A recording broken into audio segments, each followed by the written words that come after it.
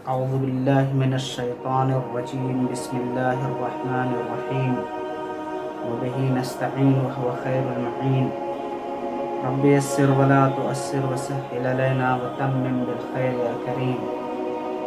اللهم وفقنا جميعا والمشتغلين بالعلم والعمل الصالح.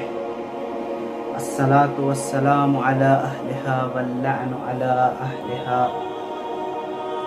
أما بعد فقد قال الله الحكيم في قرآنه الكريم وقوله الحق. بسم الله الرحمن الرحيم. الله أخرجكم من بطون أمهاتكم لا تعلمون شيئا. ارشاد خداوندی ہو رہا ہے کہ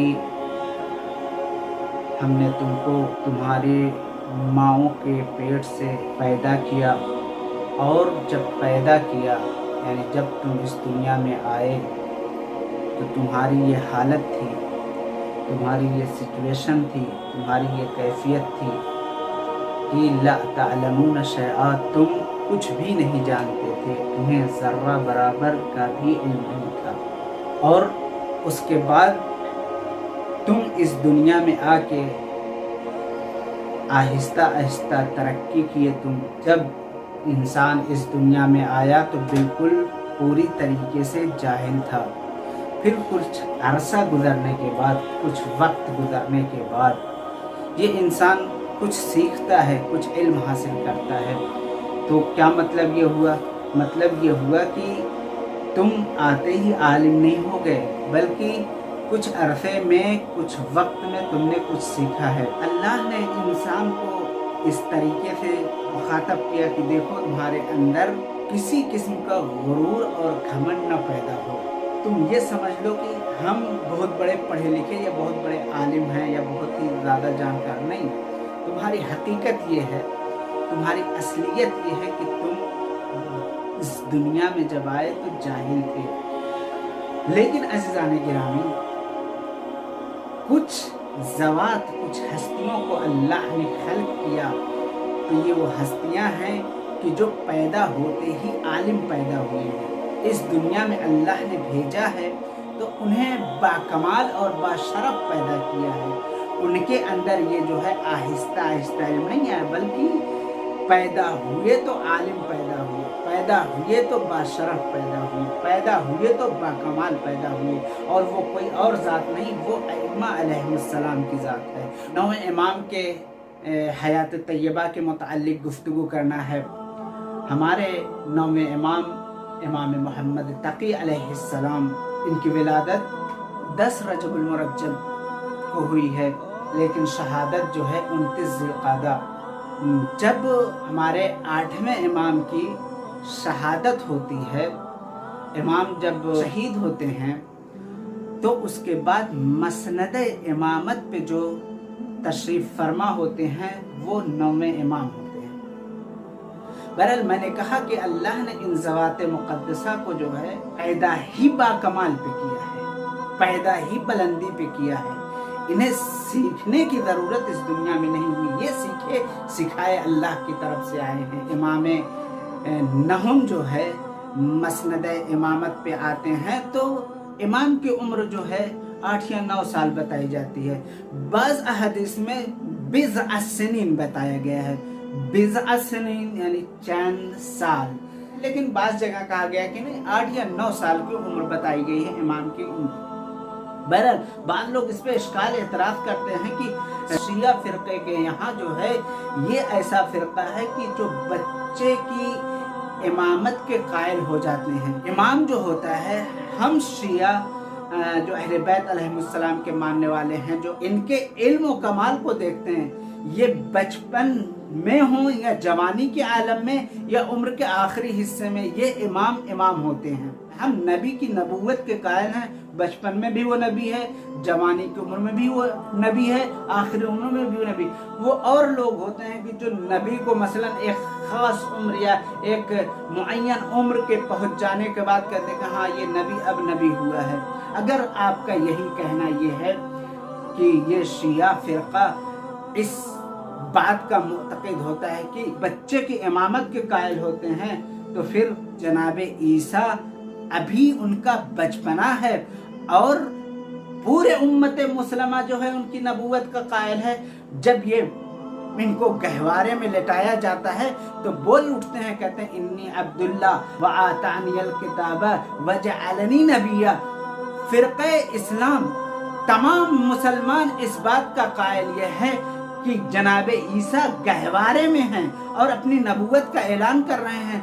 अगर ईसा की नबूवत का कायल हो सकते हैं तो क्या हम उस इमाम की इमामत के कायल नहीं हो सकते? और इंसान के यहाँ बचपन का तस्वुर अलग होता है, लेकिन हमारे यहाँ इमामों का जो बचपना होता है बिल्कुल आम लोगों के बचपने से हट के होता है, अलग होता है। बचपने में इमाम ने न जाने कितने ऐसे मसाइल हल किए हैं कि जो फिरक़े इस्लाम के बड़े बड़े बुजुर्ग जो कि उम्र के आखिरी मरहले में पहुंचे हैं वो भी नहीं हल कर पा रहे हैं, लेकिन इमाम इसी बचपने में हल कर दे रहे हैं। तारीख गवाह है, मुशाहिदात शाहिद हैं, हमें इमाम का बचपना है। और जब मामून ने जो है अपनी बेटी के शादी का भी फैसला किया तो बनी अब्बास को एक अजीब सा वो हुआ, कहने लगे कि ये तो अभी बच्चे हैं और तुम इस बच्चे से जो है अपनी बेटी का शादी कर रहे। चूंकि मामून पढ़ा लिखा था और किसी खास मसलहत के तहत जो है ये इमाम से अपनी बेटी का शादी करना चाह रहा था, लेकिन जब उन लोगों ने कहा कि अच्छा तुम यही कह रहे हो कि ये बच्चा है तो ठीक है, उसके इल्म का इम्तिहान ले लो। और जब बनी अब्बास के बड़े बड़े उलमा जो उम्र के एक आखिरी मरहले पे पहुंच चुके थे, उनके बनी अब्बास में मशहूर पढ़े लिखे समझे जाते थे, उनको इकट्ठा किया गया। उनके उलमा में जो सबसे बड़ा आलिम माना जाता था यहिया बिन अक्सम था, बसरे में रहने वाला था, जो बनी अब्बास के कौम कबीले में बहुत बड़ा आलिम अपने आप को शुमार करता था। बहरहाल जब मामून ने ये दरबार सजाया और अपने बड़े बड़े उलमा को इकट्ठा किया तो इमाम को भी बुलाया गया। इमाम ये को तन्हा मजमे में बैठे हुए थे। मामून रशीद जो है अपने दरबार में बैठा हुआ उस बज़्म में अपने स्टेज पे बैठा। एक मर्तबा जिस तरीके से अमीरुल मोमिनीन ने मस्जिद कूफा में मिंबर कूफा से ये दावा किया था कि सलूनी सलूनी कबला अन तफ़क़दूनी, उसी अंदाज में एक मर्तबा जब बनी अब्बास और मामून रशीद के ये बुलाए हुए उलमा तख्त पे बैठे हुए दरबार में दरबार सजाया गया तो एक मर्तबा यहिया बिन अक्सम ने कहा कि मैं क्या आपसे कुछ सवाल कर सकता हूँ? तो इमाम ने वैसे ही जवाब दिया जैसे अमीरुल मोमिनीन ने मस्जिद कूफा में मिंबर कूफा से कहा था, सलूनी सलूनी कबला अन तफ़क़दूनी। इमाम ने कहा सिल मा शिअता शैअन, पूछो तुम जो चाहते हो पूछ लो मुझसे। अज़ीज़ान गिरामी, ऐसा ही लग रहा था कि दरबार मामून में नौवें इमाम वैसे ही गुफ्तगू कर रहे हैं जैसे अमीरुल मोमिनीन मस्जिद कूफा से जो है आवाज बुलंद कर रहे थे, क्योंकि ये इमामत की 9वीं कड़ी थी, नूर का वही सिलसिला था। उसने सोचा कि ये बच्चा है, बचपन में सिर्फ मुब्तला मसाइल से वाकिफ होगा। उसने हज के मसले में से एक सवाल उसने कर लिया जो अपने एतबार से वो ये सोच रहा था कि मसला बहुत मुश्किल है। यहिया बिन अक्सम की नज़र में वो मसला मुश्किल था, लेकिन इमाम की निगाहों में मसला बिल्कुल पानी की तरह था। जिसके सामने पूरी कायनात बनी हो वो छोटा सा मसला उसके लिए क्या है? यहिया बिन अक्सम खुद मसला पूछ के फंस गया था। बहरहाल अज़ीज़ान गिरामी, यहिया बिन अक्सम ने इमाम से सिर्फ इतना ये सवाल किया कि हालत एहराम में अगर कोई शख्स जो है शिकार कर ले तो उसका कफारा क्या होता है। जैसे ही यहिया बिन अक्सम ने ये सवाल किया, इस सवाल में इमाम ने हजारों सवाल बना दिए थे। इस सवाल के शिक में न जाने कितने सवाल के शिक निकाल दिए थे। एक मर्तबा जब इमाम ने मुतअद्दिद शिकें इसमें निकाले, यहिया बिन अक्सम जो है हैरान और परेशान हो गया। खुद इमाम के हाथों खुद शिकार हो चुका था ये। अब इतना मुतहय्यर हो गया था, परेशान हो गया था कि खुद इमाम के इन सवालों का जवाब नहीं दे पा रहा था। इमाम से सवाल किया, बताएं हालत एहराम में एक शख्स ने शिकार कर लिया, उसका कफारा क्या हो? इमाम ने फौरन ही उस सवाल में, बताओ ये तुम, वो शिकार करने वाला हरम के अंदर था या हरम के बाहर था, वो गुलाम था या आज़ाद था, वो अपने इस किए हुए फेल पे नादिम था या मुसिर था, आया वो जानबूझ के वो शिकार किया था या अनजाने तौर पे किया था, आया उसके बाद जब इस किस्म के कई मुतअद्दिद सवाल किए, यहया बिन अक्सम खुद परेशान हो गया। जब इन तमाम सवालों से परेशान हो गया तो एक मर्तबा बौखलाहट में खामोश हुआ। तो अज़ीज़ान गिरामी, दुश्मनी अहले बैत पे जब इंसान जो है उतर आता है तो उसकी अक्ल भी वक्ती तौर पे खराब हो जाया करती है, उसकी अक्ल भी काम नहीं करती है। बहरहाल इमाम ने उसकी इज्जत रख ली और उसके बाद जो है खुद इमाम ने उससे सवाल किए।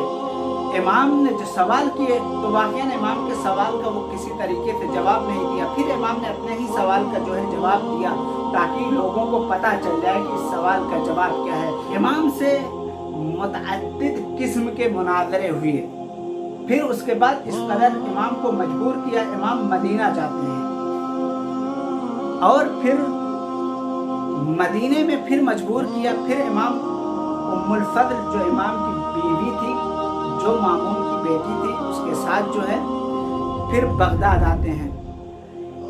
मामून ने ये सोचा कि हम जो है इमाम को इनके चाहने वालों से इतना दूर रखें ताकि ये इमाम अपने चाहने वालों को अपनी तरफ से कुछ पैगाम न पहुंचा सकें। लेकिन अज़ीज़ान गिरामी, जिस तरीके से चौथे इमाम को कैद करके उस ज़माने के बादशाह ने इमाम को अपने चाहने वालों से, इमाम पूरी तरीके से अपने चाहने वालों को अपने पैगामात देते रहे और पैगाम देने में, तबलीग करने में किसी किस्म की कमी नहीं हुई, बिल्कुल उसी तरीके से नौवें इमाम को बज़ाहिर तो ये जो है अब इमाम के चाहने वालों से दूर रखा था, लेकिन नहीं, इमाम ने जो है अपने पैगामात अपने चाहने वालों को पहुंचाते रहे। लेकिन आखिर में वो वक्त भी आता है कि जब ये उम्मुल फज़ल जो इमाम की बीवी थी, मामून वासिल जहन्नम हुआ, तो इसके बाद जो है